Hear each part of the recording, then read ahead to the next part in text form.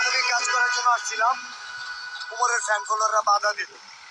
শুরুতেই নিন্দা যাচ্ছি উমরের ফ্যান ফলোয়ার্সদের। তারা এটা কি করলো?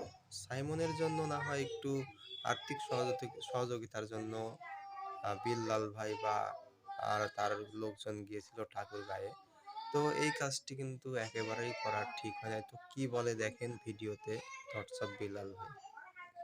কিন্তু একজন ইউটিউবার যখন দাবি করে সাবস্ক্রাইবার নাই আমার ভাই, তাহলে ভাই যে চিন্তাই করলো মানবিক কাজে কাজ করতে গিয়া চিন্তায় কি করছে সেটাও বলি, এবং এটার দায় কে নিবে। উত্তরবঙ্গে মানবিক কাজ করার জন্য আসছিলাম, উমরের ফ্যান ফলোয়াররা বাধা দিল। উত্তরবঙ্গবাসী এটা নিজের চোখে দেখলো, চোখে সাক্ষী। আমি একটু নিয়ে আসি। এই মুহূর্তে যারা দেখতেছেন সে হচ্ছে ভাইরাল সাইমনের বাবা, আর আমরা গেছিলাম ঠাকুরগাঁও। আমার সাথে অনেকেই আছে ভাইয়া।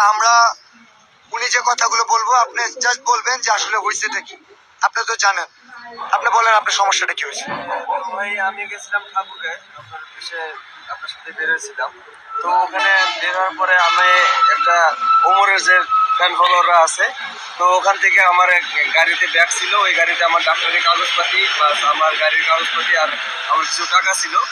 ওই টাকা সহ ব্যাগ সহ ওরা নিয়ে নিছে। কাপড় চোপড়ও ছিল আমার ব্যাগের ভিতরে, আর ড্রাইভিং লাইসেন্সটাও ছিল গাড়ির।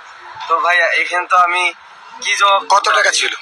আমার বেশ কিছু টাকা ছিল। মিথ্যা বললেন না, সত্য। আমার 3000 টাকার মতো ছিল এই ওটাতে ব্যাগের মধ্যে। ভাই উনি যে কথা আমার কাগজ